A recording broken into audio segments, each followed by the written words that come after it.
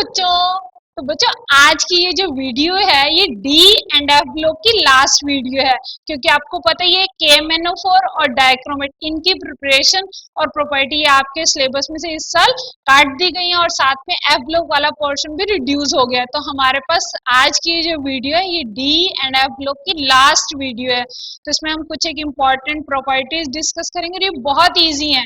जो आज प्रॉपर्टी हम डिस्कस करने वाले हैं कि कलर्ड कंपाउंड क्यों बनाता है, कैटालिटिक प्रॉपर्टी, इसकी इंटरस्टिशियल कंपाउंड एलॉयज फॉर्मेशन। तो ये बहुत ही आसान प्रॉपर्टीज हैं जो आज की वीडियो में हम डिस्कस करेंगे बच्चों। बाकी जो हमने पिछली वीडियो में ऑक्सीडेशन स्टेट और जो ऑक्सीडेशन स्टेट की स्टेबिलिटी के बारे में डिस्कस किया था वो बहुत इंपॉर्टेंट है। तो जिन बच्चों ने वो वीडियोस नहीं देखी तो शुरू से डी एंड एफ ब्लॉक की सारी वीडियोस जरूर देखो, आपको बहुत अच्छे से चैप्टर समझ में आ जाएगा। तो शुरू करते हैं आज का टॉपिक। तो बच्चों आज का जो टॉपिक है उसमें पहली जो प्रॉपर्टी हम डिस्कस करने वाले हैं वो है कलर्ड कंपाउंड। ट्रांजिशन मेटल के अंदर एक बहुत इंपॉर्टेंट प्रॉपर्टी है कि ट्रांजिशन मेटल के जो कंपाउंड होते हैं वो कलर्ड होते हैं, चाहे हम उनकी सॉलिड स्टेट की बात करें और चाहे हम उनके सॉल्यूशन में बात करें। तो यहाँ सॉलिड स्टेट में दिखाया है हमारे पास ग्रे से कलर का KMnO4 पानी में डालने से पर्पल हो जाता है, FeCl3 लाइट येलो कलर का होता है, डाइक्रोमेट ऑरेंज कलर का होता है, कॉपर सल्फेट ब्लू कलर का होता है। तो ट्रांजिशन मेटल के कंपाउंड सॉलिड स्टेट में और एक्वस सॉल्यूशन में कैसे होते हैं, कलर्ड होते हैं। तो ट्रांजिशन मेटल के कलर्ड कंपाउंड क्यों बनाती है, ठीक है। तो हमारे पास जो ट्रांजिशन मेटल आपको पता है उसमें किस में फिलिंग होती है, डी ऑर्बिटल में, ठीक है। डी हमारा कैसा होता है, यहाँ पे पार्शली फिल्ड होता है। तो जब हमारे पास मेटल आयन अकेला है, उसके अराउंड कोई सॉल्वेंट मॉलिक्यूल नहीं है, कोई लीगेंट नहीं है, तो हमारे पास इसके जो पांचों डी ऑर्बिटल होते हैं वो कैसे होते हैं, वो डी जनरेट होते हैं, इक्वल एनर्जी के होते हैं हमारे पास, ठीक है। लेकिन जैसे ही लिगेंड इसे अप्रोच करते हैं, जैसे यहाँ लिगेंड दिखाए हैं ये 6 लिगेंड, जैसे ही मेटल आयन को अप्रोच करते हैं तो हमारे पास इन पांचों डी ऑर्बिटल की जो डी जनरेसी है वो खत्म हो जाती है और ये हमारे पास दो सेट में स्प्लिट हो जाता है। एक सेट को हम बोलते हैं T2G सेट और एक सेट को हम बोलते हैं EG सेट। अब ये स्प्लिटिंग कैसे होती है ये हम नेक्स्ट चैप्टर में 9th चैप्टर में बच्चे बहुत डिटेल में हम इन्हें वहां डिस्कस करेंगे। तो यहाँ सिर्फ आपके लिए ये जानना जरूरी है कि जब मेटल आयन अकेला होता है पांचों डी ऑर्बिटल इक्वल एनर्जी के होते हैं, डी जनरेट होते हैं, लेकिन जैसे ही लिगेंड मेटल आयन को अप्रोच करता है तो इसकी डीजेनरेसी रिमूव हो जाती है, दो सेट में स्प्लिट हो जाता है। एक हमारे पास ये नीचे वाला कौन सा सेट है, T2G सेट, और ये जो ऊपर वाला सेट है ये है EG सेट। हमारे पास T2G सेट में ये तीन आते हैं,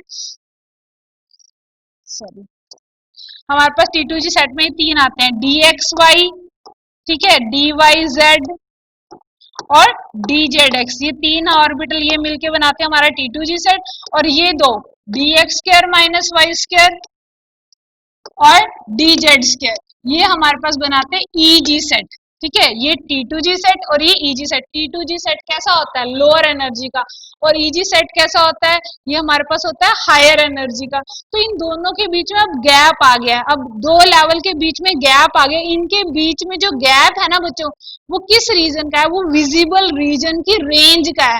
तो जब हमारे पास क्या होता है इसके ऊपर विजिबल लाइट फॉल करती है, ठीक है, लाइट हमने जब इसके ऊपर डाली इस कंपाउंड के ऊपर, जैसे यहाँ दिखा है ये हमारे पास कंपाउंड का एक्वा सॉल्यूशन है, और जैसे ही हमने इसके ऊपर ये लाइट डाली, यहाँ पूरी व्हाइट लाइट दिखाई है, सारे 7 कलर्स, तो जैसे ही हमने लाइट डाली तो हमारे पास नीचे वाले डी से ऊपर वाले डी में, ठीक है, T2 लेवल से EG लेवल में क्या होती है, ट्रांजिशन होती है। अब इस ट्रांजिशन की वजह से अब जब ये हमारे पास ये वाला इलेक्ट्रॉन जंप करके यहाँ चला गया, कैसे गया, इसने विजिबल रीजन की लाइट को एब्जॉर्ब किया, ठीक है। तो जो लाइट तो उसने एब्जॉर्ब कर ली, उसके बाद जो बचा हुआ कलर है उस कलर का हमारे पास वो कंपाउंड नजर आता है। तो यहाँ पे कौन सी ट्रांजिशन हुई, इस ट्रांजिशन को हम बोलते हैं डी से डी में ट्रांजिशन हुई, इसलिए हम इसे बोलते हैं डी ट्रांजिशन। अब डी ट्रांजिशन की वजह से इलेक्ट्रॉन हमारा जंप करके T2G लेवल से कहाँ चला गया, EG लेवल में चला गया। अब इसकी वजह से क्या होगा, अब जैसे उसने मान लो यहाँ दिखाया कि उसने अगर मान लो इस कलर की, ठीक है, इंडिगो कलर की लाइट उसने एब्जॉर्ब कर ली, ये उसके एब्जॉर्ब रेडिएशन है, तो उसके बाद जो उससे बचा हुआ कलर बचा हुआ कलर माना कॉम्प्लीमेंट्री कलर। अगर कॉम्प्लीमेंट्री कलर का क्या मतलब होता है कि अगर आप व्हाइट लाइट में से ये कलर निकाल दो और बाकी बचे हुए कलर को मिक्स करो तो जो कलर बनता है उसको हम बोलते हैं कॉम्प्लीमेंट्री कलर। अगर ये दो कलर कॉम्प्लीमेंट्री कलर है ना तो आप इन दोनों को मिक्स करोगे तो कौन सा कलर बनेगा, व्हाइट कलर। तो अगर उसने ये कलर एब्जॉर्ब किया तो वो हमें रेड कलर का नजर आएगा, और अगर उसने रेड कलर एब्जॉर्ब किया तो हमें कौन से कलर का नजर आएगा, इंडिगो कलर का नजर आएगा। तो ये दोनों उसकी क्या है, कॉम्प्लीमेंट्री कलर। तो यहाँ अगर उसने इस कलर की लाइट एब्जॉर्ब की है, ठीक है, ये अगर एब्जॉर्ब कलर है तो वो हमें किस कलर का नजर आएगा, उसके कॉम्प्लीमेंट्री कलर, वो हमें रेड कलर का नजर आएगा। जैसे अगर हम बात करें तो ये यहाँ सारे कॉम्प्लीमेंट्री कलर दिखाए हैं कि अगर उसने ब्लू कलर की लाइट एब्जॉर्ब की है तो कौन से कलर का नजर आएगा, येलो कलर का। अगर उसने ग्रीन एब्जॉर्ब किया तो कौन से कलर का नजर आएगा, मजेंटा। अगर मजेंटा एब्जॉर्ब किया तो कौन से कलर का नजर आएगा, ग्रीन कलर का। तो वो कैसा नजर आता है, अपने जिस कलर को उसने एब्जॉर्ब कर लिया उसके अपोजिट माना जो उसका कॉम्प्लीमेंट्री कलर है उस कलर का वो हमें नजर आएगा। जैसे अगर हम कॉपर की बात करें तो कॉपर का एक्वस सॉल्यूशन जो है वो हमारे पास रेड कलर की लाइट एब्जॉर्ब कर रहा है, ये उसका एब्जॉर्ब कलर है। तो ये उसने एब्जॉर्ब किया तो हमें कौन सा कलर का, ब्लू कलर का। ब्लू कलर उसका कॉम्प्लीमेंट्री कलर, इसलिए कॉपर का जो कॉपर आयन है एक्वस सॉल्यूशन में उसका कौन सा कलर होता है, ब्लू कलर का। तो आप सबने कॉपर सल्फेट अपनी लोअर क्लासेस में देखा होगा, ब्लू कलर की क्रिस्टलाइजेशन बच्चों को कराई जाती है कॉपर सल्फेट की। तो जो एक्वस कॉपर सल्फेट होता है, copper sulphate .5 water molecule blue colour का होता है। लेकिन अगर आप उसी कॉपर सल्फेट को हीट कर दो, ठीक है, आपने बहुत स्ट्रांगली ट्यूब में डाला, बिल्कुल सिंपल सॉलिड पाउडर लिया और उसको हीट कर दो, तो जब आप उसे हीट करते हो थोड़े टाइम बाद जब सारे वाटर मॉलिक्यूल लूज हो जाते हैं तो उसका कलर जो है वो कैसा हो जाता है, व्हाइट हो जाता है, कलरलेस हो जाता है। तो वो क्यों हुआ, क्योंकि देखो मेटल आयन जब अकेला है उसके अराउंड कोई लिगेंड नहीं है तो पांचों डी ऑर्बिटल डी जनरेट है, हमारे पास डी से डी में कोई एनर्जी गैप नहीं है। लेकिन जैसे ही लिगेंड उसके अराउंड आते हैं, वाटर आया उसके अराउंड, तो हमारे पास उसकी डी जनरेसी खत्म हुई और वो दो सेट में स्प्लिट हुआ, T2G सेट और EG सेट। लेकिन अगर हमने लिगेंड रिमूव कर दिए तो पांचों डी ऑर्बिटल वापस डी जनरेट हो गए, तो डी डी ट्रांजिशन नहीं हो सकती। इसलिए एनहाइड्रस, अगर हम वाटर वहां से रिमूव कर दें, एनहाइड्रस कॉपर सल्फेट जो है वो कैसा होता है, वो कलरलेस होता है। तो अगर आप लैब में इसको कॉपर सल्फेट को हीट करो तो कुछ देर बाद ही उसका ब्लू कलर खत्म हो जाता है हीट करने पे और कैसा आता है, व्हाइट। और फिर आप हल्की सी एक ड्रॉप वापस डाल दो उसके अंदर, आपने दोबारा पानी डाला तो जैसे ही आप एक ड्रॉप वाटर की वापस डालते हो तो वो कलरलेस फिर से कैसा हो जाता है, ब्लू, क्योंकि उसको अब लिगेंड मिल गया, लिगेंड मिल गया तो डीजेनरेसी खत्म हो जाएगी, दो सेट में स्प्लिट हो जाएगा, डीडी ट्रांजिशन हो जाएगी। तो आपसे अगर सिंपल से वे में 1 मार्क का क्वेश्चन आता है कि ट्रांजिशन मेटल कलर्ड कंपाउंड क्यों बनाती है, तो मेजॉरिटी केसेस में आंसर क्या है, डीडी ट्रांजिशन। लेकिन कुछ एक केसेस हैं जहाँ D5 कॉन्फ़िगरेशन होता है, सिमेट्रिकल है, हमारे पास सिमेट्रिकल है, D5 है, 3 नीचे हैं 2 ऊपर आ जाएंगे, अब हमारे पास एक जैसा है। तो उस केस में हमारे पास उसका रीजन हमारे पास होता है, हमारे पास चार्ज ट्रांसफर की वजह से कलर आता है। तो ये वाला टॉपिक भी हमारे पास 9th चैप्टर में, यहाँ हम उसको कवर नहीं कर रहे। बस आप ये याद रखो D1 से लेकर D9 तक अगर कोई कंपाउंड कलर्ड है तो उसका रीजन क्या है, D transition, accept D5। D5 में हमारे पास कलर क्यों आता है, इस वजह से आता है, ligand to metal charge transfer, ligand से मेटल पे चार्ज ट्रांसफर होता है। तो D5 में हमारे पास जो कलर है वो इसकी वजह से आता है।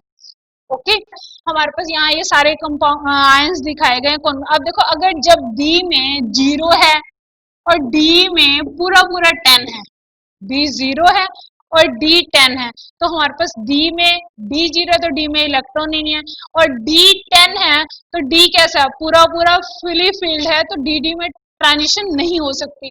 तो जब D 0 और D 10 है तो कलर कैसा होगा, तो कलर हमारा कैसा होगा, कलरलेस होगा। और D1 से 9 अगर कॉन्फ़िगरेशन है तो हमारे पास वो कंपाउंड कैसा होगा, कलर्ड होगा।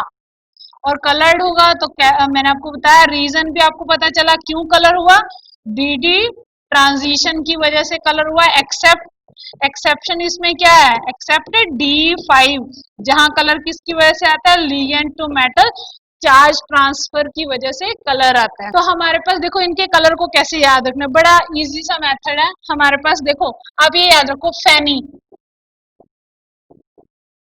फैनी, फैनी खाते हैं ना, तो फैनी आजकल मार्केट में आ रही है कौन से कलर की, ग्रीन कलर की। फैनी कौन से कलर की है, ग्रीन कलर की।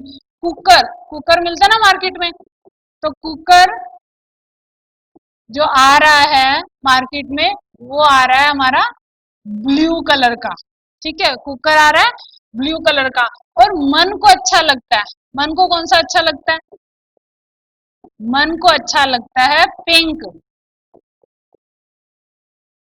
ठीक है, मन को अच्छा लगता है पिंक। अब देखो करेला, करेला ओरिजिनली कैसा होता है, ग्रीन कलर का, लेकिन जब हमारे पास एक्वस सॉल्यूशन में होता है तो इसका कलर कैसा हो जाता है, वॉयलेट।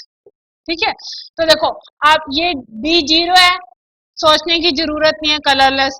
अगला टाइटेनियम 3+ है, टाइटेनियम 4+ होना चाहिए, यहाँ पे मिस्टेक है, तो यहाँ टाइटेनियम 4+ है, टाइटेनियम 4+ है, चारों इलेक्ट्रॉन D0 कॉन्फ़िगरेशन है, तो वो भी कैसा है, कलरलेस। उसके बाद ये D1। अब देखो एक चीज और याद रखो, देखो D1 और D9 ऑलमोस्ट एक जैसा कलर है। D1 देखो, D0 भी कलरलेस, D10 भी कैसा है, कलरलेस। फिर D1 का जो कलर है वही D9 का कलर है, D2 का जो कलर है वही D8 का कलर है। ये मैंने एक मेयरली ये कह दो कि मैच कर रहा है, बाकी ये कोई कंसेप्ट नहीं है कि ऐसा नहीं कि D3 और D7 का कलर एक जैसा है, बाकी जनरल वे में थोड़ी मैचिंग हो रही है, तो इसलिए D1 और D9, D1 और D9 का कलर एक जैसा है। ठीक है, D2 D8 का कलर कैसा है, एक जैसा है। ठीक है, अब आपको इतने कलर समझ में आ गए। फैनी का कलर ग्रीन, मार्केट में कुकर कौन से कलर का आ रहा है, ब्लू कलर का आ रहा है। मन को कौन सा अच्छा लगता है, पिंक अच्छा लगता है। करेला ग्रीन होता है और सॉल्यूशन में उसका कलर कैसा हो जाता है, वॉयलेट कलर हो जाता है। ओके, याद रहेगा ये। तो इस तरह से आप इसके कलर्स को याद रख सकते हो। जो वेनेडियम है, वेनेडियम का हमारे पास जो कलर है इसके चार्ज पे डिपेंड करता है। ठीक है, वेनेडियम 2+ है तो कलर कौन सा है, वॉयलेट। ठीक है, वेनेडियम 2+ है तो कलर वॉयलेट है। वेनेडियम 3+ है तो कलर ग्रीन है। वेनेडियम 4+ है तो कलर कौन सा है, ब्लू। देखो D1 कॉन्फ़िगरेशन है ना जिनका, उन सबका कलर कैसा होता है, ब्लू होता है। D1 का और D9 का, D1 और D9। तो वेनेडियम 4+ D1 कॉन्फ़िगरेशन है तो कलर कौन सा होगा इसका, ब्लू। तो ये इसके आपको याद रखने पड़ेंगे तीनों अलग अलग चार्ज में, इसका अलग अलग कलर है। तो बाकी ये मैं आप इतना याद रख लो कि आपके सारी चीजें इसमें कवर हो रही हैं। तो आपको समझ में आ गया। तो ट्रांजिशन मेटल हमारी कलर्ड कंपाउंड क्यों बनाती है, तो D से D में ट्रांजिशन की वजह से। उसके बाद अगर हम नेक्स्ट चलते हैं, दूसरी एक खास प्रॉपर्टी है कि इसकी मैग्नेटिक प्रॉपर्टी। जो ट्रांजिशन मेटल है यूजुअली मैग्नेटिक बिहेवियर शो करते हैं। मैग्नेटिक में भी कैसा बिहेवियर शो करते हैं, पैरामैग्नेटिक। आपको पता ही है, अगर जो मैग्नेटिक सब्सटेंस होते हैं वो दो तरह के होते हैं, एक पैरामैग्नेटिक और एक कौन से होते हैं, डायमैग्नेटिक। तो पैरामैग्नेटिक हम किन्हें बोलते हैं, पैरामैग्नेटिक वो सब्सटेंस होते हैं जो अट्रैक्ट होते हैं, जिनको हम एक्सटर्नल मैग्नेटिक फील्ड में रखें तो वो हमारे पास क्या होते हैं, अट्रैक्ट। जैसे यहाँ ये बच्चों यहाँ जो दिखाए हैं, ये क्या दिखाए हैं, मैग्नेट दिखाए हैं।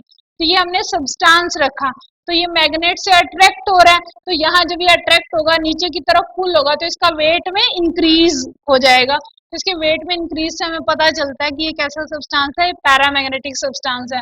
ऐसे डायमैग्नेटिक उसे बोलते हैं जो रिपेल होते हैं, जो एक्सटर्नल मैग्नेटिक फील्ड में रखने से रिपेल होते हैं, वो हमारे पास क्या कहलाते हैं, तो ये हमने ये मैग्नेट है, ये मैग्नेट है, तो ये हमारे पास सब्सटेंस है, ये रिपेल होगा तो इसके वेट में क्या ऑब्जर्व होगा, डिक्रीज ऑब्जर्व होगा। तो जब वेट में डिक्रीज ऑब्जर्व हो तो डायमैग्नेटिक सब्सटेंस होते हैं, और जब वेट में इंक्रीज ऑब्जर्व हो तो हमारे पास कैसे सब्सटेंस होते हैं, पैरामैग्नेटिक। अब जो पैरामैग्नेटिक है उनकी नेचर पैरामैग्नेटिक क्यों होती है, क्योंकि उनके अंदर क्या होते हैं, अनपेयर्ड इलेक्ट्रॉन होते हैं, अनपेयर्ड डी इलेक्ट्रॉन। तो हमारे पास जिनमें भी डी पार्शली फील्ड है, इनकम्प्लीटली फील्ड है, कैसा है, डी हमारा इनकम्प्लीट है। तो वो सारे के सारे हमारे पास कैसी नेचर शो करेंगे, पैरामैग्नेटिक। और जिनमें डी कंप्लीटली फिल्ड है, जैसे हम जिंक की बात करें तो क्या कॉन्फ़िगरेशन है, 3d10 4s2। तो डी हमारा यहाँ क्या है, पूरा पूरा भरा हुआ। अगर हम जिंक आयन की बात करें तो क्या है, 3d10 पूरा पूरा फिल है। Cu प्लस की बात करें तो Cu प्लस भी क्या है, 3d10। तो यहाँ इनमें हमारा D क्या है, पूरा पूरा भरा हुआ है। तो ये सब्सटेंस हमारे पास कैसे होंगे, डायमैग्नेटिक। बाकी इसके अलावा जो भी है हमारे पास जिनमें D पार्शली फील्ड है, डी में अनपेड इलेक्ट्रॉन है, वो कैसा बिहेवियर शो करते हैं, पैरामैग्नेटिक। वो एक्सटर्नल मैग्नेटिक फील्ड में रखने पे अट्रैक्ट होते हैं। अब जो मैग्नेटिक मूवमेंट होती है वो यहाँ दो तरह की होती है। एक हमारे पास होती है स्पिन की वजह से। आपको पता है यहाँ इलेक्ट्रॉन का दो तरह का मोशन होता है, एक तो वो न्यूक्लियस के अराउंड इस तरह से ऑर्बिटल मोशन, ठीक है, और एक वो अपने एक्सिस के अराउंड स्पिन कर रहा है, तो स्पिन मोशन। स्पिन बिहेवियर आया क्यों, जब भी एक चार्ज पार्टिकल चलता है, जब भी एक चार्ज पार्टिकल क्या करता है, मूव करता है under the field of a force, एक फोर्स के फील्ड के अंदर मूव करता है, तो वो एक किसकी तरह बिहेव करता है, वो मैग्नेट की तरह बिहेव करता है। जब भी एक चार्ज पार्टिकल हमारे पास under the field of a force move करता है, तो वो एक किनी मैग्नेट की तरह बिहेव करता है। तो हमारे पास यहाँ जो इसके अंदर दो तरह की मैग्नेटिक मूवमेंट आएगी। एक तो इसका कौन सा मोशन हो रहा है, ऑर्बिटल मोशन। अब इस ऑर्बिटल मोशन की वजह से हमारे पास जो आती है ऑर्बिटल एंगुलर मोमेंट, और एक वो अपने एक्सिस के अराउंड क्या कर रहा है, स्पिन कर रहा है। तो इसकी वजह से जो मैग्नेटिक मोमेंट आ रही है उसको हम बोलते हैं स्पिन एंगुलर मोमेंटम। अब यहाँ इस केस में जो 3D ट्रांजिशन सीरीज है, उस केस में हमारे पास ऑर्बिटल, जो इसकी ऑर्बिटल मैग्नेटिक मूवमेंट है वो बहुत कम है, हम इसे निग्लेक्ट कर सकते हैं। तो हम सिर्फ किसकी बात करें, स्पिन मैग्नेटिक मूवमेंट की। तो स्पिन मैग्नेटिक मूवमेंट अगर हमें निकालनी हो तो बच्चों उसके लिए हमारे पास क्या फॉर्मूला है, उसके लिए उसको हम म्यू से रिप्रेजेंट करते हैं। किससे, म्यू से।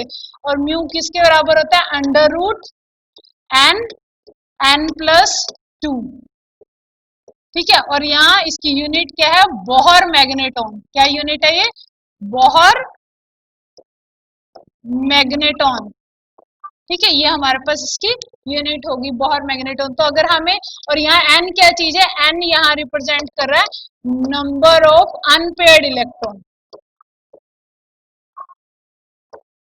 तो अगर हमें अनपेड इलेक्ट्रॉन पता है, अनपेड इलेक्ट्रॉन की वैल्यू पुट कर देंगे तो हमारे पास उसके लिए मैग्नेटिक मोमेंट, जैसे सपोज हमारे पास अगर हमें ये कहा गया कि आप ना टाइटेनियम 3+ की, टाइटेनियम 3+ की मैग्नेटिक मोमेंट निकालो, तो आपको पता है ये टाइटेनियम है, तो टाइटेनियम का कॉन्फ़िगरेशन क्या होता है, 3d2 4s2।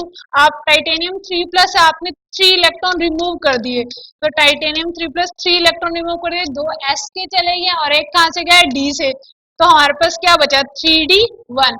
एक ही इलेक्ट्रॉन है d में, तो एक तो अनपेड ही होगा, तो अनपेड इलेक्ट्रॉन कितने हैं, 1। तो आप यहाँ वैल्यू पुट कर दो, म्यू इज इक्वल टू क्या है, नंबर ऑफ अनपेड इलेक्ट्रॉन आपका 1 है, तो 1 1 प्लस 2, तो हमारे पास क्या आएगा, अंडर रूट 3, और अंडर रूट 3 की वैल्यू क्या होती है, 1.732।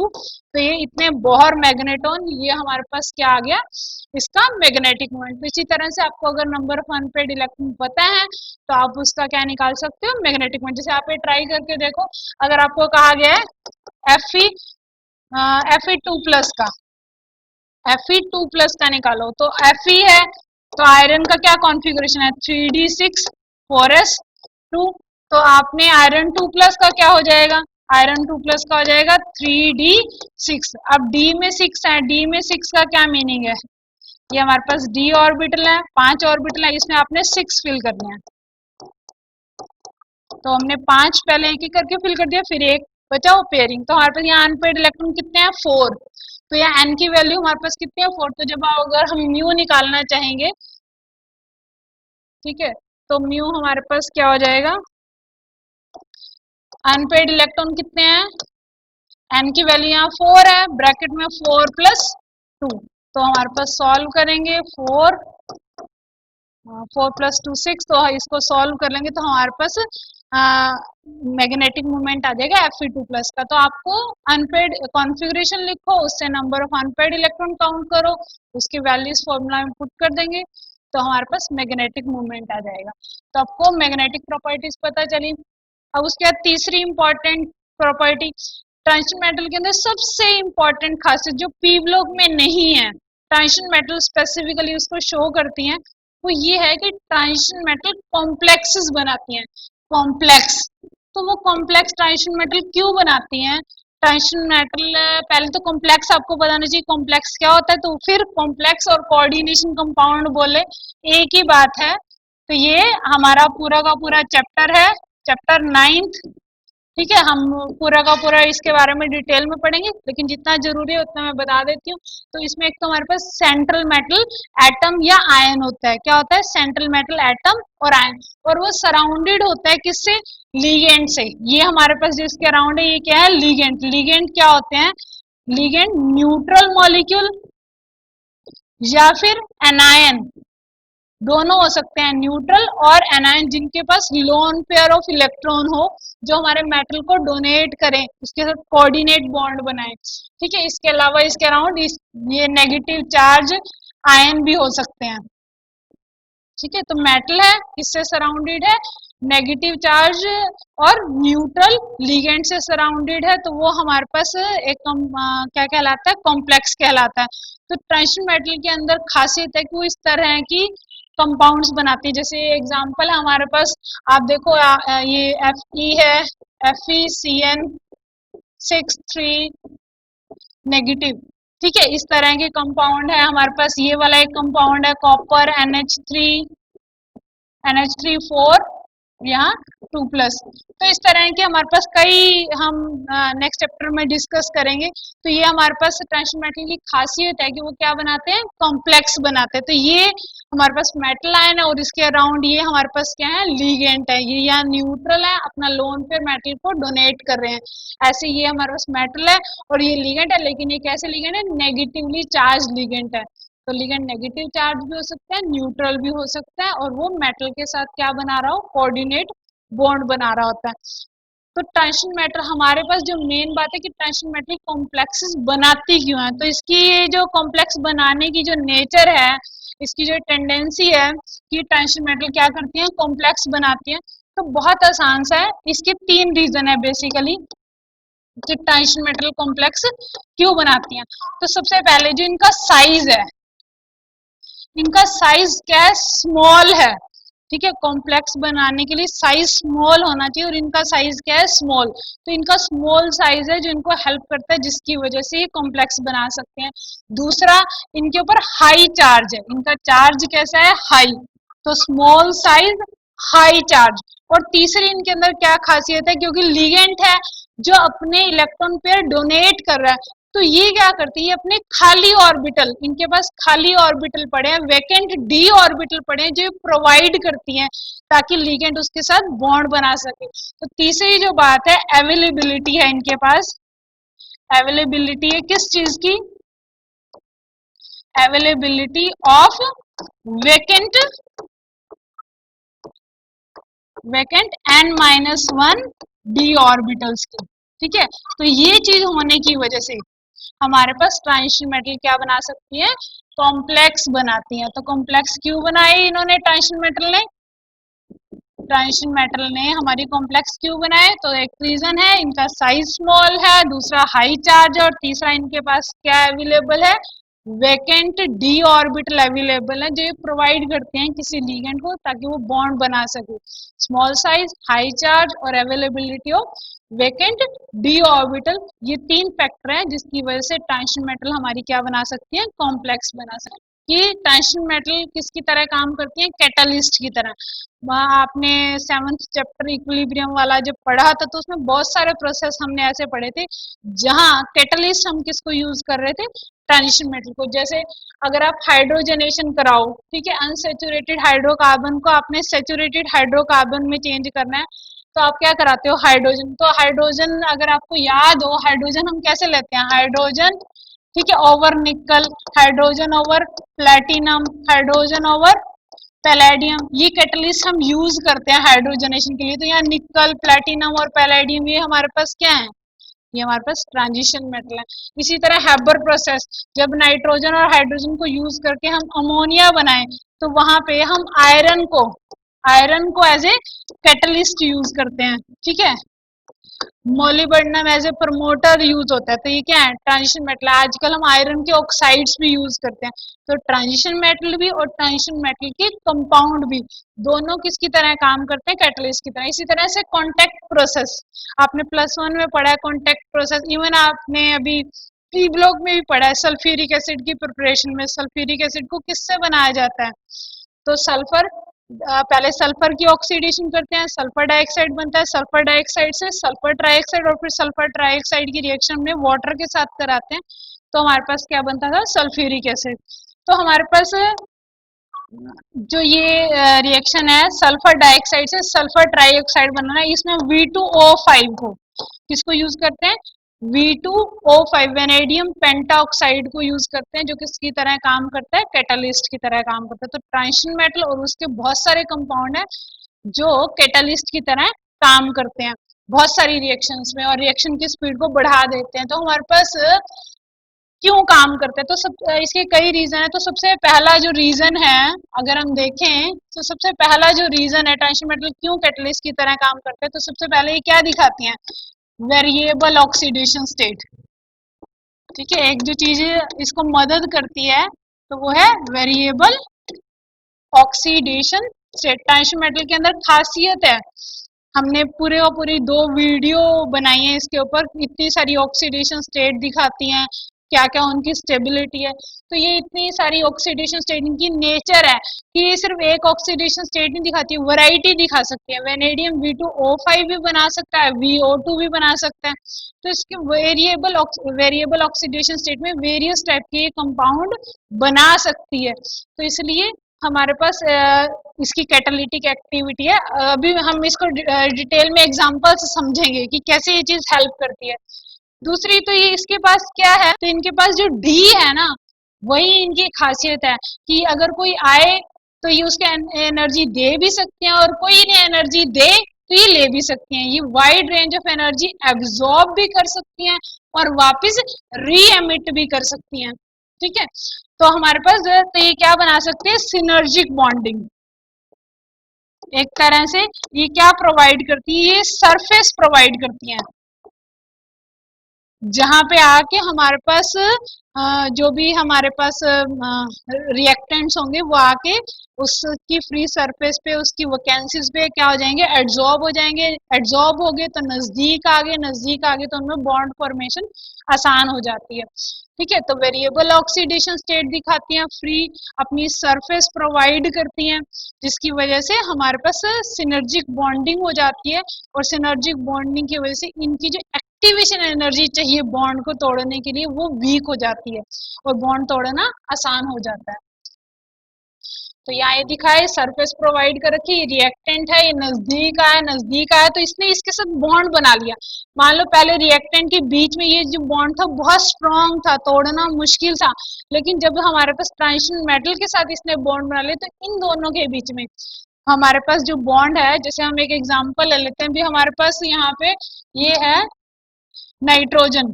ठीक है, N ट्रिपल बॉन्ड N, हम नाइट्रोजन और हाइड्रोजन की रिएक्शन कराना चाह रहे हैं, तो N और N के बीच में भी ये बॉन्ड कैसा है, काफी स्ट्रॉन्ग है। हाइड्रोजन हाइड्रोजन का बॉन्ड भी कैसा है, स्ट्रॉन्ग है। तो जब हम हैबर प्रोसेस में आयरन को यूज करते हैं ना एज ए कैटलिस्ट, तो आयरन की हमारे पास इस नाइट्रोजन के साथ और यहाँ सिनर्जिक बॉन्डिंग होती है, जिसकी वजह से ये जो बॉन्ड है ये आसानी से ब्रेक हो जाता है, इसको तोड़ना आसान हो जाता है। जब ये नाइट्रोजन ब्रेक हो गया, ऐसे हाइड्रोजन ब्रेक हो गया, अब नाइट्रोजन और हाइड्रोजन एटम के बीच में रिएक्शन आसानी से हो जाती है। तो ये क्या कर रही है, सरफेस प्रोवाइड कर रही है, जहां पे आके रिएक्टेंट आसानी से एड्जॉर्ब हो जाते हैं और उनके बीच के बॉन्ड आसानी से तोड़े जा सकते हैं। हम एक एग्जांपल कर लेते हैं, तो एग्जांपल के जिसे हम ये बात करें कॉन्टैक्ट प्रोसेस की। ठीक है, कौन सा प्रोसेस है, कॉन्टैक्ट प्रोसेस। तो यहाँ हम क्या करते हैं, कॉन्टैक्ट प्रोसेस में सल्फर डाइऑक्साइड है, इसकी रिएक्शन हम कराते हैं ऑक्सीजन के साथ, इक्विलिब्रियम में होती है रिएक्शन, क्या प्रोडक्ट बनता है, सल्फर ट्राइऑक्साइड, और इसमें हम किसको एज ए कैटलिस्ट यूज करते हैं, वेनेडियम पेंटॉक्साइड, ट्रांजिशन मेटल का कंपाउंड है जिसको हम एज ए कैटलिस्ट यूज कर रहे हैं। तो यहाँ होता क्या है, देखो बच्चों, जो ऑक्सीजन है ओ ओ के बीच में, ठीक है, ऑक्सीजन ऑक्सीजन के बीच में ये जो डबल बॉन्ड है काफी स्ट्रांग बॉन्ड है। इसकी जो बॉन्ड डिसोसिएशन एनर्जी है वो बहुत ज्यादा हाई है। इस बॉन्ड को तोड़ना बहुत मुश्किल है। हमने सपोज तोड़ दिया इसको, बहुत हाई एनर्जी दी, अगर हाई एनर्जी देते हैं और ये बॉन्ड टूट जाता है, लेकिन एट द सेम टाइम जो एसओ बॉन्ड का बनना है, ठीक है, एसओ बॉन्ड तो इस बॉन्ड से वीक है, तो ओ बॉन्ड, अगर ओ का बीच का बॉन्ड टूट रहा है तो वहां एसओ बॉन्ड कैसे स्टेबल रहेगा? एसओ बॉन्ड जैसे ही बनेगा वो ब्रेक हो जाएगा।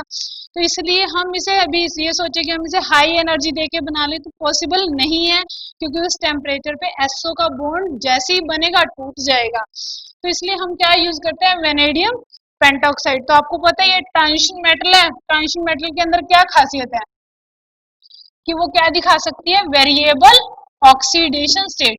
तो यहाँ हमारे पास क्या होता है, ये जो V2O5 है वो ब्रेक होके क्या बनाता है, वेनेडियम ऑक्साइड, और यहाँ से क्या बाहर निकल जाती है, नेसेंट ऑक्सीजन। तो ये यहाँ इसकी वेनेडियम की ऑक्सीडेशन स्टेट अगर हम देखें +5, और यहाँ अगर इसकी कैलकुलेट करें तो यहाँ इसकी ऑक्सीडेशन स्टेट है +4। तो इसके अंदर खासियत है, वेरिएबल ऑक्सीडेशन स्टेट ये दिखा सकता है। तो V2O5 किस में कन्वर्ट हो गया, VO2 में, और यहाँ से क्या बाहर निकली, नेसेंट ऑक्सीजन। अब ये जो नेसेंट ऑक्सीजन है बड़ी आसानी से हमारी सल्फर डाइऑक्साइड के साथ रिएक्ट कर जाती है, हमारे पास क्या बना देती है, SO3 बना देती है। अब यहाँ पे क्या हुआ, जो हमारे पास नेक्स्ट है, जो VO2 है ये, अब आपको पता है VO2 वेनेडियम +4 ऑक्सीडेशन स्टेट में, तो क्या कॉन्फ़िगरेशन है, D1 कॉन्फ़िगरेशन। तो ये इस हाफ O2 के साथ क्या बना सकता है, सिनर्जिक बॉन्डिंग, ठीक है, ये इसके सरफेस पे इसका एब्जॉर्ब करेगा और इसके साथ बॉन्ड बनाएगा, जिसकी वजह से ओ के बॉन्ड को ये वीक कर देगा, और जब ये इसको वीक कर देगा तो वापस ये किस में बदल जाएगा, V2O5 में बदल जाएगा।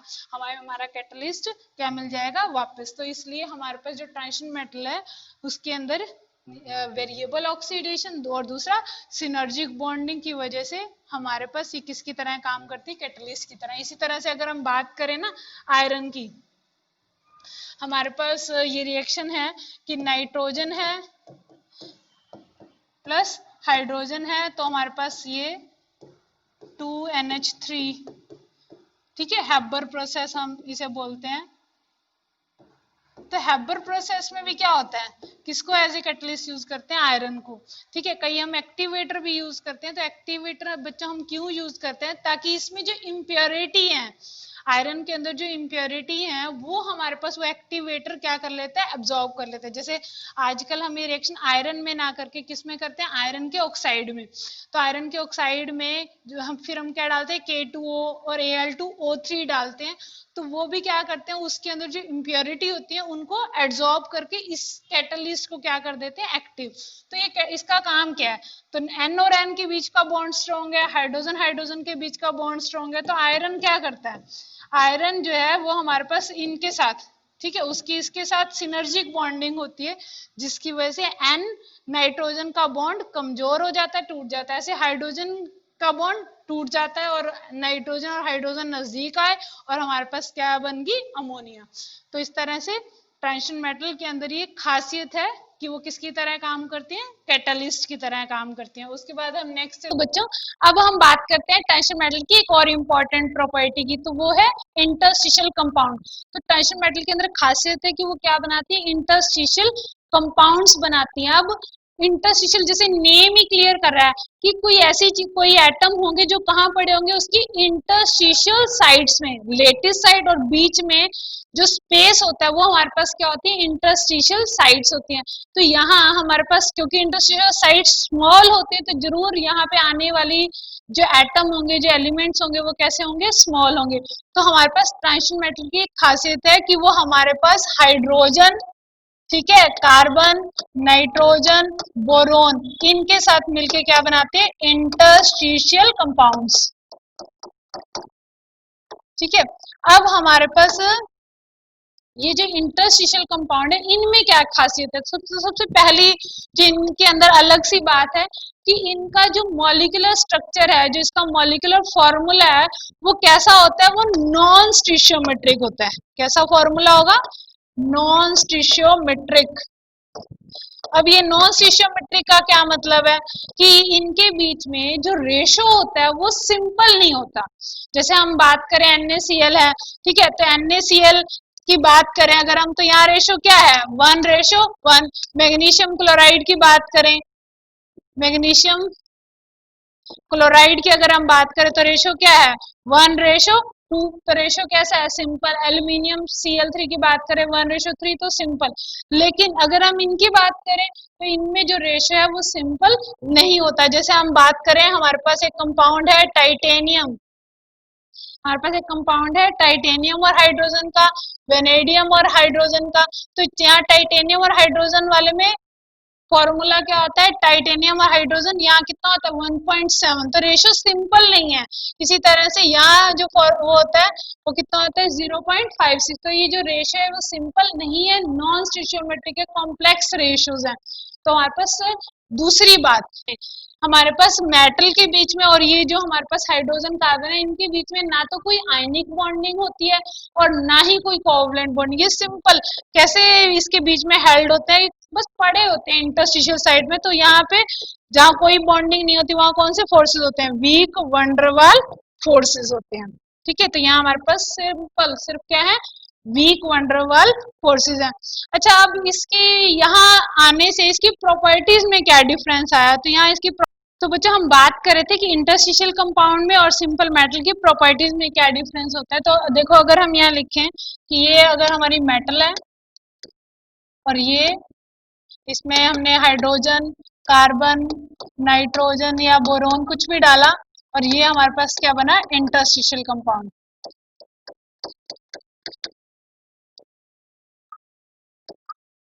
ठीक है, तो यहाँ आपको बात करूं तो पहली बात करें अगर हम हार्डनेस की, ठीक है, तो हार्डनेस ये हमारी इसकी हार्डनेस क्या है, ज्यादा होगी। किसकी हार्डनेस ज्यादा होगी, इंटरस्टिशियल कंपाउंड्स की, क्योंकि बीच में इसकी इंटरस्टिशियल साइड में कोई चीज आ गई तो ये थोड़ी ज्यादा मजबूत हो गया। तो एक तो ये कैसी हो गया, हार्ड हो गया।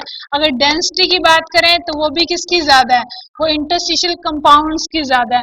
मेल्टिंग पॉइंट की बात करें तो मेल्टिंग पॉइंट भी किसका ज्यादा होगा, इंटरस्टिशियल कंपाउंड का। तो जो इंटरस्टिशियल कंपाउंड है वो कंपैरेटिवली ज्यादा हार्ड है, मोर डेंसर है, उनका मेल्टिंग पॉइंट क्या होता है, ज्यादा होता है। लेकिन अगर हम बात करें मेलिएबिलिटी और डक्टिलिटी की, ठीक है, अगर हम बात करें मेलिएबिलिटी,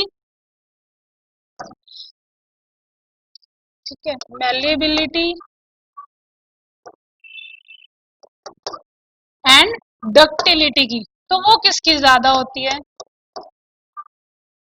तो मेलिएबिलिटी और डक्टिलिटी जो है, डक्टिलिटी जो है, तो अब हम बात करते हैं मेलिएबिलिटी।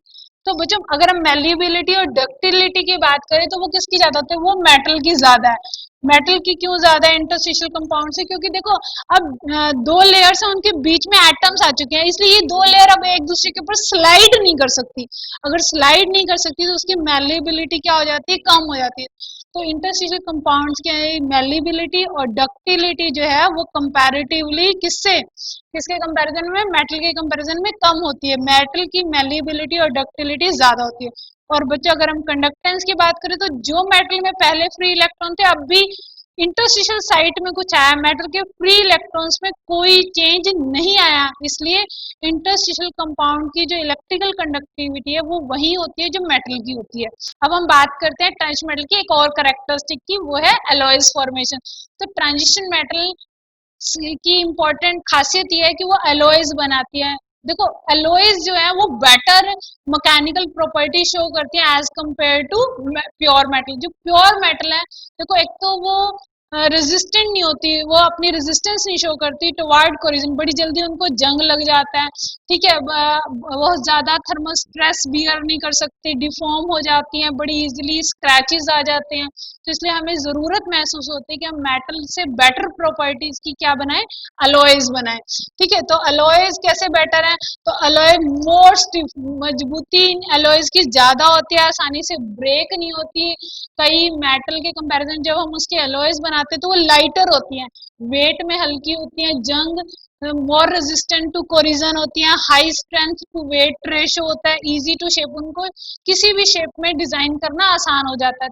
तो इसलिए हम मेटल को किस में कन्वर्ट करना चाहते हैं, एलॉयज में। तो एलॉयज होती क्या है, तो बच्चों एलॉयज क्या है, होमोजीनियस मिक्सचर होता है किस चीज का, मेटल्स का, मेटल के साथ या मेटल का मेटलॉइड्स के साथ, या कई बार हम मेटल के अंदर कुछ नॉन मेटल भी मिक्स करते हैं, तो उनको हम क्या बोलते हैं, एलॉयज बोलते हैं। तो बच्चों हम दो मेटल लेते हैं, मेल्ट करते हैं और फिर वोल्टन मेटल को अच्छे से मिक्स करके दोबारा उसको ठंडा कर देते हैं, तो हमारे पास क्या बन जाती है, एलॉयज बन जाती है। तो बच्चों ट्रांजिशन, अब हमारे मेन बात की ट्रांजिशन मेटल में ऐसी क्या खासियत है कि ट्रांजिशन मेटल एलॉयज बनाती हैं और हमारे पास दूसरी मेटल उतनी खुशी से एलॉयज नहीं बनाती। तो हमारे पास देखो, अगर आपको याद हो इनके साइज का, जब हमने डायग्राम बनाया था तो इनके साइज कैसे वेरी कर रहे थे, इस तरह से, ठीक है, ये इस तरह का इनके ग्राफ आए थे। तो टंगस्टन मेटल की खासियत थी कि इनके जो साइज हैं वो ऑलमोस्ट कैसे होते हैं, सेम। यहाँ देखो, यहाँ हमारे पास अगर आपको याद हो मैग्नीज से निकल तक ऑलमोस्ट साइज कैसा था, कांस्टेंट था, चेंज नहीं होता था। तो हमारे पास ट्रांजिशन मेटल की जो साइज है ऑलमोस्ट सिमिलर साइज है। अगर हम बात करें इनके साइज की, तो इनमें जो डिफरेंस है वो लेस देन 15%, 15% से भी कम का डिफरेंस है। इनमें सेम साइज है, तो आसानी से एक मेटल एटम दूसरे मेटल के लेटिस में आसानी से अपनी जगह बना लेता है, दूसरे मेटल को रिप्लेस कर देता है। जैसे यहाँ देखो बच्चों, रेड कलर वाला दिखाया, बड़ी आसानी से यहाँ फिट हो गया है क्योंकि इसका साइज बराबर था, तो कोई प्रॉब्लम नहीं, जगह थी और उसका साइज उतना ही था, फिट हो गया। लेकिन मान लो अगर ऐसा केस हो, हमारे पास ये जो साइज है, सपोज एक ये हमारे पास मेटल का लेटिस है,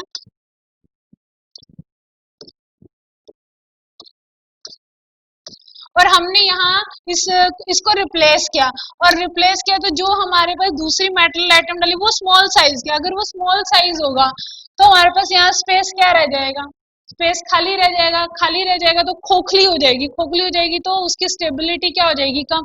इसी तरह से आप बड़े साइज का डाल दोगे तो भी लेटिस स्टेबिलिटी डिक्रीज कर जाएगी।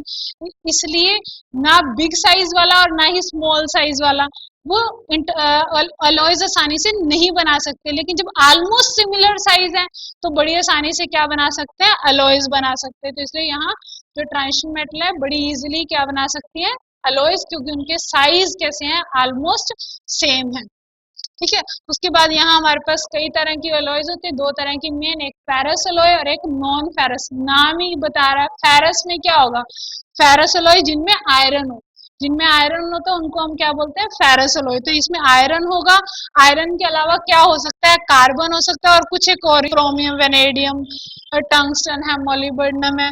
ठीक है, तो जब हमारे पास आयरन जो कार्बन है, कार्बन का कंटेंट लेस देन 0.1% होता है तो उसे आयरन अलॉयज बोलते हैं। लेकिन जब 0.1% से ज्यादा कार्बन हो जाए तो उसे हम क्या बोलते हैं, स्टील अलॉयज। और नॉन फेरस में एक एलिमेंट आयरन नहीं होगा, इसमें एक आयरन जरूर होगा, बाकी दूसरी मेटल कोई भी हो। ठीक है, तो जब कार्बन 0.1% से कम है तो आयरन अलॉय, जब 0.1% से ज्यादा है तो उसको हम क्या बोलते हैं, स्टील अलॉय। उसके बाद हमारे पास जैसे ये वेनेडियम स्टील है, मतलब एक तो आयरन है, ठीक है, दूसरा कार्बन 0.1% से ज्यादा है, और तीसरी तीसरी क्या चीज होगी, वेनेडियम है।